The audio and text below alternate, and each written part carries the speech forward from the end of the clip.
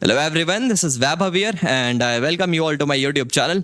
सो आज हम advance problem series part 48 पर पहुंच चुके हैं, जिसमें हम आज मैकेनिक्स पर बेस्ड एक काफ़ी बढ़िया सा सवाल डील करने वाले हैं।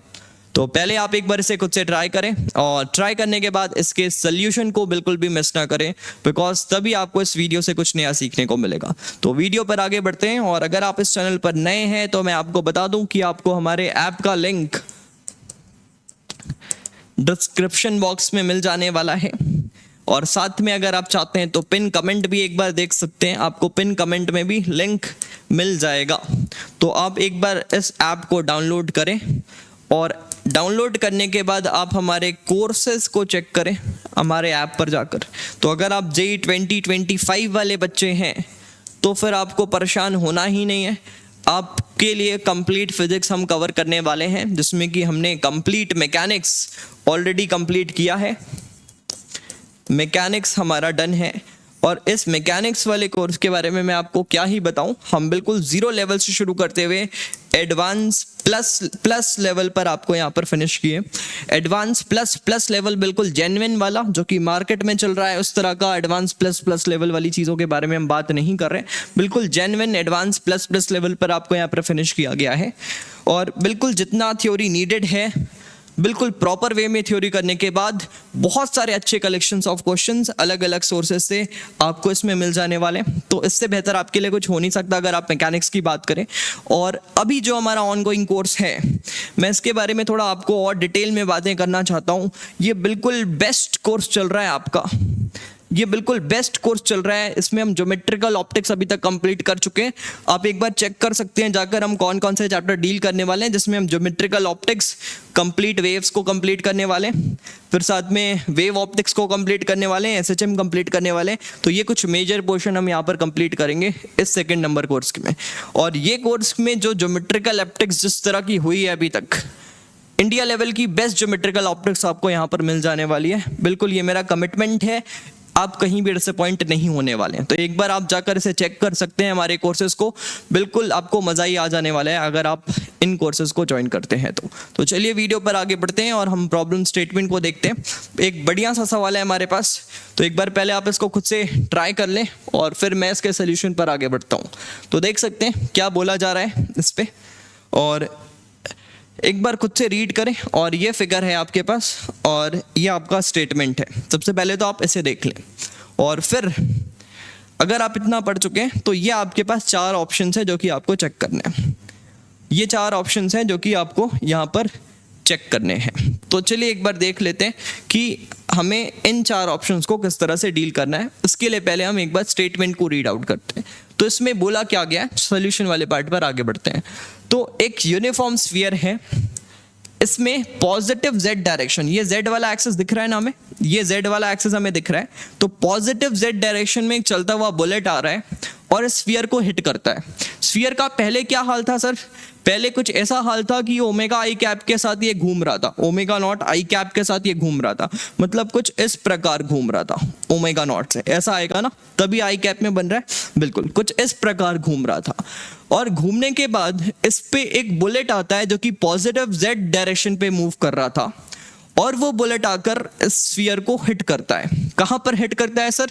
0.2 r डिस्टेंस पर, Z एक्सिस से, Z एक्सिस से 0.2 r डिस्टेंस पे। तो Z एक्सिस ये वाला एक्सिस है हमारे पास, ऐसा बाहर निकलता हुआ, इससे 0.2 r डिस्टेंस पे, इससे 0.2 r डिस्टेंस पे, बिल्कुल समझ में आया। And comes out almost in no time, vanishingly small velocity without any appreciable loss in the mass of the sphere। बिल्कुल सही बात है, मतलब इसने स्फीयर के मास वगैरह को बिल्कुल भी चेंज नहीं किया, और बहुत छोटे वेलोसिटी के साथ वो बाहर की तरफ निकल गया है। वो बुलेट के बारे में बात कर रहे हैं। तो फिर इससे क्या हुआ? As a result the sphere start rotating with an angular velocity omega naught about y axis. तो ये जब बुलेट टकराता है तो जो ऐसा ये घूम रहा था, इस तरह का जो रोटेशन था वो रोटेशन सीज हो गया। अब रोटेशन किस तरह से हो गया कि ये कुछ ओमेगा नॉट के ही एंगुलर वेलोसिटी से घूम रहा है, बट वाई एक्सिस के अबाउट घूमना शुरू कर गया है। और वाई एक्सिस के अबाउट घूमना शुरू कुछ इस तरह से किया है कि point P appears to be moving in positive z direction. तो z एक्सिस के अबाउट घूमना शुरू किया है, जिससे कि पॉइंट P बाहर की तरफ आता हुआ दिख रहा है। तो इसका मतलब यह है पॉइंट P अगर बाहर की तरफ आता हुआ दिख रहा है तो ऐसा रोटेशन चल रहा है, और ऐसा रोटेशन का मतलब है कुछ ये सेंस है। और अगर ये सेंस है तो आप बोल सकते हैं ओमेगा वेक्टर अब आपका ऊपर की तरफ आ गया है। तो पहले आपके पास ओमेगा वेक्टर ऐसा था और अब आपके पास ओमेगा वेक्टर कुछ इस तरह का हो गया है। आई थिंक आपको समझ में आया होगा क्या बोलने की कोशिश की गई है यहाँ पर। तो फिर अब हमें क्या चेक करना है, तो सबसे पहले हमें यहाँ पर सिर्फ डिस्टेंस के बारे में बताया गया है, किस जगह पर हिट हुआ है नहीं बताया गया है। तो पहले दो ऑप्शन पे हमें यही चेक करना है कि अगर ये चीज हो रहा है तो बुलेट ने कहाँ पर हिट किया होगा, किस हाफ पे हिट किया होगा, किस क्वार्टर पे हिट किया होगा। और सेकंड पे हमें टकराने के बाद इसके सेंटर ऑफ स्फीयर की वेलोसिटी के बारे में बात करना है। तो चलिए देखते हैं किस तरह से हम इसे डील करने वाले हैं। तो इसके लिए अगर मैं आपको बोलूं तो सबसे पहले अगर आप ध्यान से देखें कि ये मेरे पास एक स्फीयर है और ये इस एक्सिस के अबाउट ऐसा घूम रहा था, ये इस एक्सिस के अबाउट कुछ इस प्रकार का घूम रहा था, और इसका ओमेगा वेक्टर कुछ ऐसा था ओमेगा नॉट के साथ।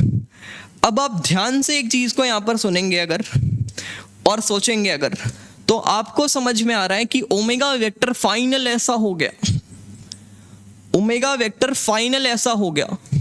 बिल्कुल सही बात है। और अगर ओमेगा वेक्टर फाइनल ऊपर की तरफ हो गया और मैग्नीट्यूड अभी भी ओमेगा नॉट है, तो एक्चुअल में हुआ क्या, आप देख सकते हैं कि एक्स डायरेक्शन का होने वाला एंगुलर मोमेंटम बोल सकते हैं जो कि एक्स डायरेक्शन पे था वो चला गया, और वो शिफ्ट किधर हो गया, वाई डायरेक्शन पे एंगुलर मोमेंटम क्रिएट करने लगा। रोटेशनल एंगुलर मोमेंटम के बारे में मैं बात कर रहा हूँ। तो अगर आप देखें कि इस बॉडी पर फोर्स कौन सा लगा है, तो बुलेट ने आकर एक नॉर्मल हिट किया है, इसको नॉर्मली हिट किया है, तो इस वजह से बुलेट ने एक आकर इस पे रिएक्शन फोर्स दिया है, और उस रिएक्शन फोर्स की वजह से यहाँ पर ये बदलाव देखने को मिल रहा है। तो बुलेट का रिएक्शन फोर्स यहाँ Z वाले एक्सिस से, ये मैंने पॉइंट सा बनाया, ये एक्सिस है, आई थिंक आप समझ रहे हैं। यहाँ से आप देख सकते हैं कहीं 0.2 r डिस्टेंस पे हिट किया है, यहाँ से 0.2 r डिस्टेंस पे हिट किया, मतलब ये जो मैंने डॉटेड सर्कल बनाया है कहीं इसने यहाँ पर ही हिट किया है चीज़ों को।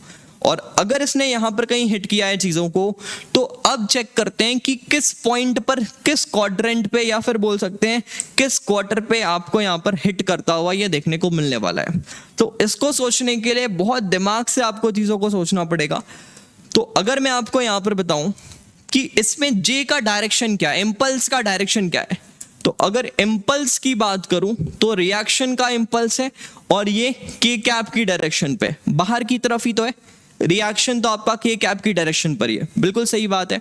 और अगर बाहर की डायरेक्शन पे रिएक्शन है तो आप देख सकते हैं कि टॉर्क इस पे जो लगा होगा, टॉर्क को डॉट dt कर देंगे तो एंगुलर इम्पल्स मिल जाएगा, टॉर्क को अगर dt के साथ डॉट कर देंगे तो एंगुलर इम्पल्स मिल जाएगा। तो एंगुलर इम्पल्स का डायरेक्शन कैसे देखते हैं, टॉर्क का जो डायरेक्शन है, बिकॉज इम्पल्स का डायरेक्शन कैसे देखते हैं, फोर्स का जो डायरेक्शन है, उसी तरह टॉर्क का जो भी डायरेक्शन होता है वही एंगुलर इम्पल्स का डायरेक्शन होगा। तो अगर यहाँ पर मैं ध्यान से देखूं कि बाहर की तरफ आपका J है, और अगर मैं टॉर्क के बारे में बात करूं तो ये वाला डिस्टेंस आपके पास R बताया गया है। तो यहाँ पर अगर एंगुलर इम्पल्स की बात करें तो वो कुछ इस डायरेक्शन पे आता हुआ दिख रहा है, कुछ इस डायरेक्शन पे आता हुआ दिख रहा है। बिल्कुल सही बात है, कुछ इस डायरेक्शन पे आता हुआ दिख रहा है। अगर ये कहीं यहाँ पर हिट करता, इस R पे अगर हिट करता, तो आप देखो कैसे एंगुलर इम्पल्स आ रहा है, कुछ इस डायरेक्शन पे आ रहा है। बिल्कुल सही है, समझ में आ रहा है हमें। अगर मान लो ये इस पॉइंट पर हिट करे, इस पॉइंट पर हिट करे, तो कैसा आ रहा है, तो फिर इसके लिए अगर देखें तो फिर से ये कुछ, ये R हुआ और ये F हुआ इस डायरेक्शन पे, तो R क्रॉस F कुछ इस तरह से, कुछ इस तरह से दिख रहा है। और लास्ट अगर यहाँ पर देखें इस पॉइंट पे, तो ये R बना और ये आपका F बाहर था, तो ऐसा कुछ आ गया। तो ये एंगुलर इम्पल्स के मैंने 4 डायरेक्शन बना दिए, अगर 4 एक्सिस में जहां पर भी ये पॉसिबल है। और आपको पता है कि एंगुलर इम्पल्स किसके इक्वल होता है, एंगुलर इम्पल्स किसके इक्वल होता है सर, अभी तक आप जो भी एंगुलर इम्पल्स पढ़ते होंगे बच्चों की तरह, उस एंगुलर इम्पल्स में आप देख रहे होंगे कि एंगुलर मोमेंटम और उसमें बहुत सारा एंगुलर इम्पल्स के डायरेक्शन का काम नहीं पड़ रहा होगा। जैसे कि अगर मान लो एक बॉल को रोटेट करके ऐसा हिट किए और इसने इस प्लेन को जब हिट किया तो इस प्लेन पे हिट किया तो सामने की तरफ फ्रिक्शन लगा और फ्रिक्शन का इंपल्स लगा और वो एंगुलर इंपल्स भी क्रिएट किया। तो आप एफ आर डी टी लिख रहे थे, आपको डायरेक्शन वगैरह का कोई भी फिक्र नहीं था अभी तक, बट इस सवाल में फिक्र करना है डायरेक्शन का। इस वजह से थोड़ा सा इसको आपको ध्यान से देखना पड़ेगा, रट के चीज़ों को चलेंगे तो नहीं काम चलने वाला है। तो अगर मैं यहाँ पर आपको ध्यान से बोलूँ कि एंगुलर इंपल्स होता किसके इक्वल है, एंगुलर इंपल्स होता है change in angular momentum, change in angular momentum के। तो अगर चेंज की बात करें तो एंगुलर इंपल्स यहां पर कुछ इस प्रकार का होना चाहिए कि ये एक्स वाले एंगुलर मोमेंटम को जीरो कर दे। मैं किसके अबाउट लिखना चाह रहा हूं, सेंटर के अबाउट एंगुलर मोमेंटम को लिखना चाह रहा हूं। अगर मैं सेंटर के अबाउट एंगुलर मोमेंटम को देखूं यहां पर, तो मैं ऐसा बोल सकता हूं कि एक्स वाला एंगुलर मोमेंटम फाइनली जीरो होना है और वाई वाला जो कि जीरो था इसको चेंज होके कुछ हो जाना है, y पर एंगुलर मोमेंटम आ जाना है। आई थिंक आप समझ रहे, बिल्कुल समझ रहे होंगे। तो अगर इस प्रकार की चीजें हैं तो मुझे समझ में आ गया, सिंस इसका सेंटर मूव कर रहा होगा, मैं सेंटर के अबाउट ही देख रहा हूं, तो सिर्फ रोटेशनल वाला आपको एंगुलर मोमेंटम देखने को मिल रहा होगा। मैं यहां पर जो बात कर रहा हूं वो स्पेशियल पॉइंट के बारे में बात कर रहा हूं, उस बॉडी पर होने वाले पॉइंट के बारे में बात नहीं किया जा रहा है। तो अगर ऐसा है तो मुझे समझ में आ गया है कि अगर x का मोमेंटम कुछ था और जीरो हो गया है, मतलब एंगुलर इंपल्स माइनस एक्स पे होगा, एक माइनस एक्स पे एक एंगुलर इंपल्स होगा। बोलिए सही बात है, बिल्कुल सही बात है। क्या y पर नहीं था और y पर आ गया है, तो क्या y पर भी एक एंगुलर इंपल्स आया होगा? बिल्कुल ठीक है। तो एंगुलर इंपल्स के दो कंपोनेंट्स करेंगे, एक माइनस एक्स पे होना चाहिए, एक वाई पर होना चाहिए। बिल्कुल सही बात है। तो अगर आप ऐसा देखें तो यहां पर अगर मैं कंपोनेंट करूं तो एक माइनस एक्स पर है और एक वाई की डायरेक्शन पर है। तो इस वजह से मैं यहां पर क्या बोल सकता हूं कि यस, इसने हिट कौन से एक्सिस पे किया है, इस क्वाड्रेंट पे हिट किया है, इस क्वाड्रेंट पे इसने हिट किया है। मतलब बोल सकते हैं कि लोअर हाफ के लेफ्ट वाले पोर्शन के क्वार्टर वाले पार्ट में हमने हिट करना है, तभी ये चीज होना पॉसिबल है। देखिए इसको आप सॉल्व कर लेंगे, आंसर ले आएंगे, बट किस तरह से सोचना है काफी ज्यादा इंपॉर्टेंट है। आई थिंक कि आपको समझ में आया होगा। फर्स्ट पार्ट का आंसर तो हमें क्लियर हो गया है कि अगर हमें ऐसा करना है तो इस वजह से lower left quarter of the sphere पे से हिट करना पड़ेगा। तो ए ऑप्शन के साथ बिल्कुल आप सहमत होंगे और बी ऑप्शन हमारा गलत हो जाता है उस हिसाब से, और सी और डी में हम एक ऑप्शन को अब देखते हैं कि कौन सा ऑप्शन हमारे लिए सही होने वाला है। तो चलिए आगे बढ़ते हैं और देखते हैं, सी और डी ऑप्शन को चेक करेंगे। तो अब इसके लिए अगर एंगुलर मोमेंटम या फिर एंगुलर इंपल्स की बात करूं तो एंगुलर इंपल्स क्या लगा, एंगुलर इंपल्स इस पे लग क्या रहा है, तो J यहां पर लग रहा है, J का एक इंपल्स लगा होगा बाहर की तरफ, और R उसके परपेंडिकुलर देख रहा हूं J के, तो वो तो R ही है, स्मॉल r। तो आप देख सकते हैं J R का एंगुलर इंपल्स है, और अगर x एक्सिस में देखें तो cos थीटा।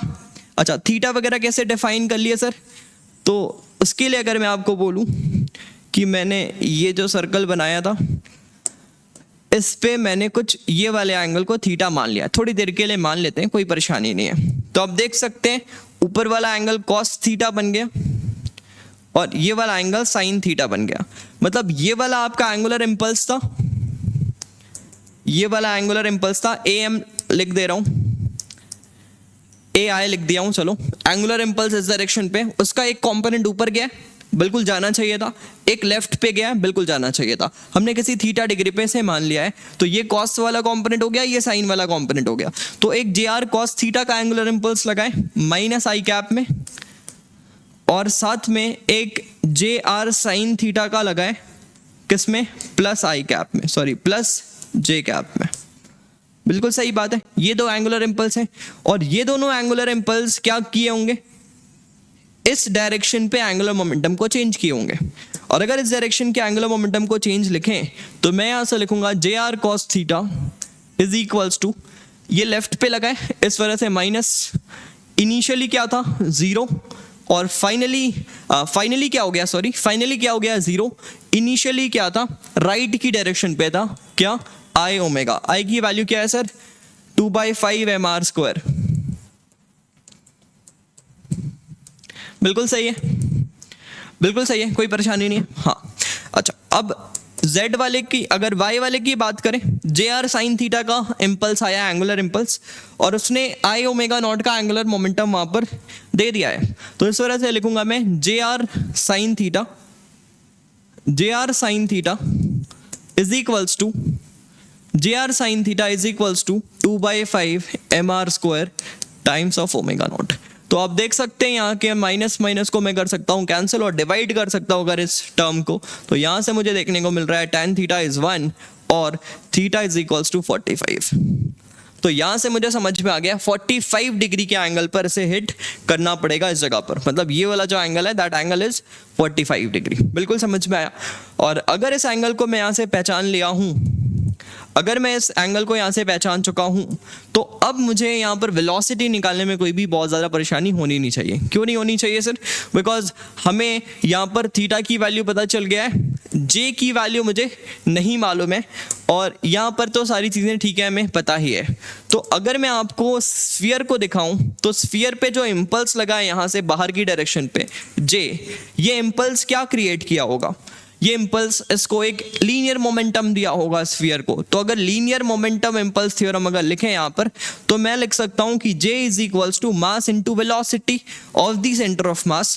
तो mass is m into VC, ऐसा लिखा जाएगा कुछ, m इंटू VC। और अगर मैं यहाँ से चीज़ों को देखूँ, तो इस जगह पर अगर वैल्यू रख लूँ या फिर नीचे वाले पे वैल्यू रख लूँ, तो r की वैल्यू क्या है sir? 0.2 r is equals to sin theta 1/√2 is equals to 2/5 mr² times of omega not. ऐसा कुछ लिखेंगे। यहाँ से आप कैंसिल वगैरह कर सकते हो, एक आर की वैल्यू यहाँ से आप कर दिए कैंसिल, और इसको कुछ आप लिख लिए 2/10।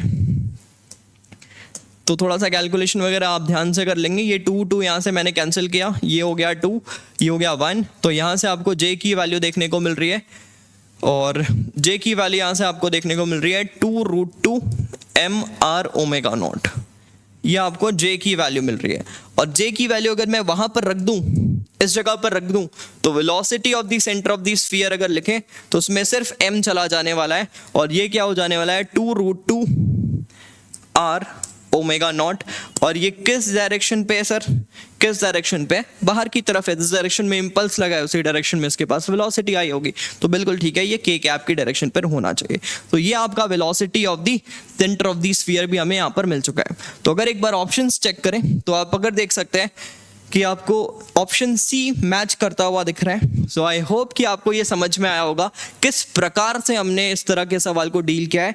और यस, इस तरह के क्वेश्चंस और ये सिमिलर क्वेश्चन हमने हमारे कोर्स में भी कंप्लीट किया है। तो आप समझ सकते हैं कि हमारा कोर्स किस लेवल का है। तो अगर आप इंटरेस्टेड हैं तो आप एक बार हमारे ऐप पर जाकर चेक कर सकते हैं चीज़ों को। अगर आप सिंसियर स्टूडेंट होंगे और अगर आप टिक पाएंगे, बिकॉज बहुत ज़्यादा हाई फाई चीज़ें तो बात नहीं की है, बट बिल्कुल भी एंटरटेनमेंट नहीं किया गया है। तो अगर आप एक सिंसियर स्टूडेंट हैं तो आपको ज़रूर मज़ा आएगा। आप एक बार जाकर चेक कर सकते हैं। तो ठीक है, अगले वीडियो पर हम मिलते हैं। Thank you very much.